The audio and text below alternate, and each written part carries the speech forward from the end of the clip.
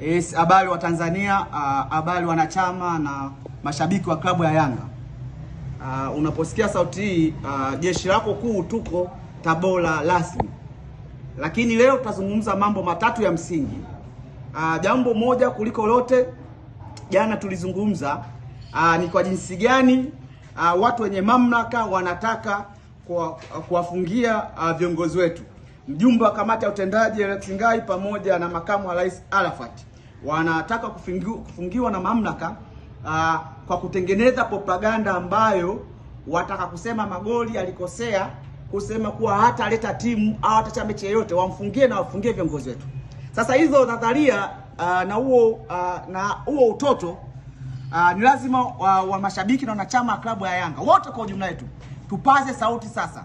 Matawi yote ya Yanga nchi nzima, wenye viti wa Yanga wote nchi nzima, waratibu wa mkoa nchi nzima, ni muda mwafaka tuanze kupaza sauti katika hilo jambo. Lakini jambo la pili tulizungumza, na mimi nilizungumza nitegemea wenye mamlaka atakuja mbele. Nilivyozungumza kuwa hakuna sura kitaifa kwenye kamati zetu, nijua labda atakuja kujibu hizo hoja, lakini wanataka kutishia na kuwafungia watu.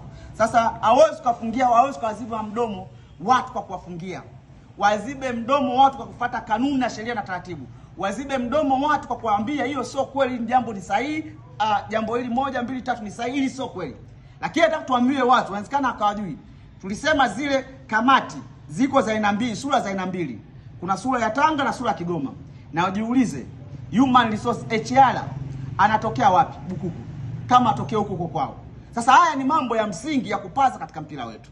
Sasa baada hapo ni lazima tuambie wana Yanga kwa nini wanataka kuwafungia hawa. Sababu ni moja tu. Wameona viongozi wa Yanga ni viongozi vijana. Wameona viongozi wa Yanga wanafanya mambo makubwa sana ya kutarajia.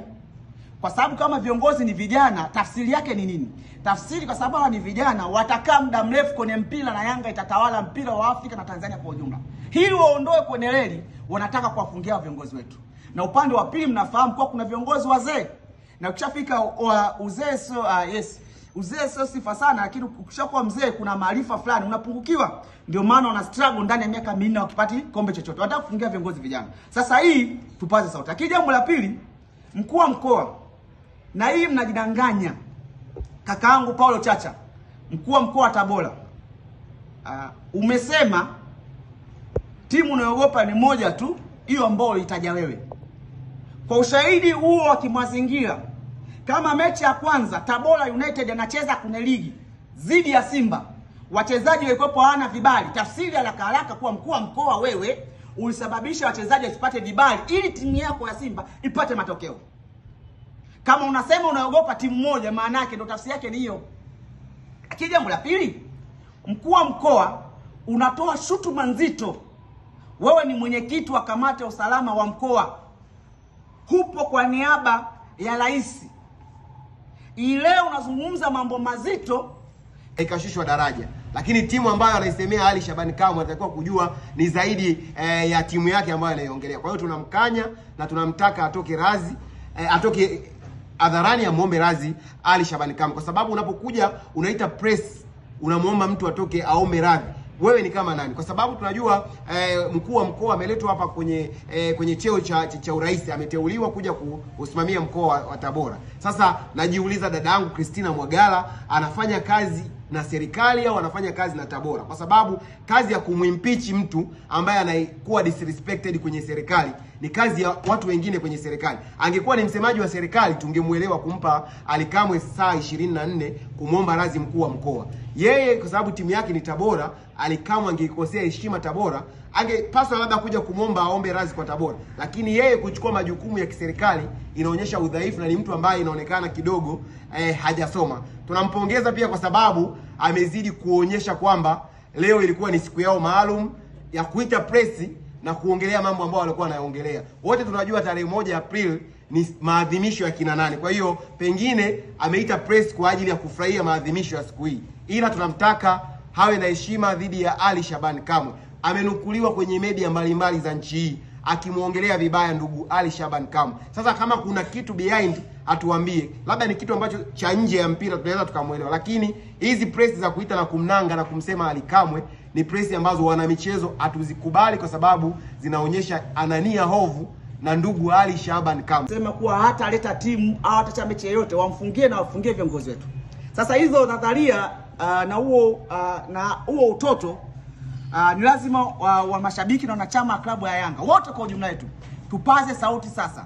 Matawi yote ya Yanga nchi nzima, wenye viti wa Yanga wote nchi nzima, waratibu wa mkoa nchi nzima, ni muda mwafaka tuanze kupaza sauti katika hilo jambo. Lakini jambo la pili tulizungumza, na mimi nilizungumza, nitegemea wenye mamlaka atakuja mbele. Nilivyozungumza kuwa hakuna sura ya kitaifa kwenye kamati zetu, nijua labda atakuja kujibu hizo hoja, lakini wanataka kutishia na kuwafungia watu.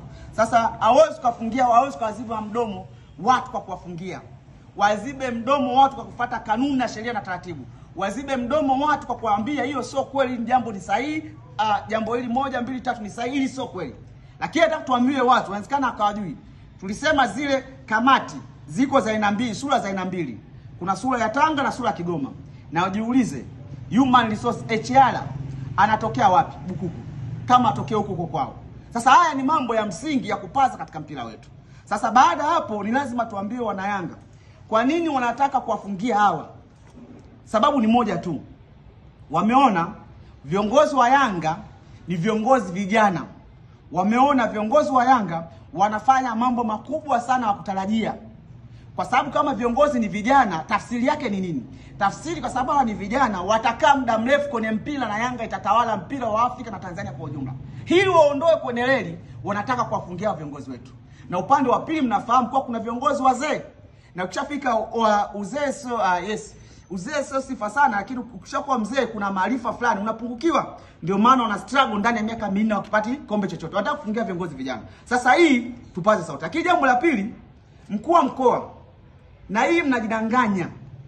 Kakaangu Paulo Chacha, mkuu wa mkoa wa Tabora, umesema timu unayogopa ni moja tu, hiyo ambayo ulitaja wewe. Kwa ushahidi huo wa kimazingira, kama mechi ya kwanza Tabora United anacheza kwenye ligi zidi ya Simba, wachezaji walikuwa hawana vibali, tafsiri haraka kuwa mkuu wa mkoa wewe ulisababisha wachezaji wasipate vibali ili timu yako ya Simba ipate matokeo.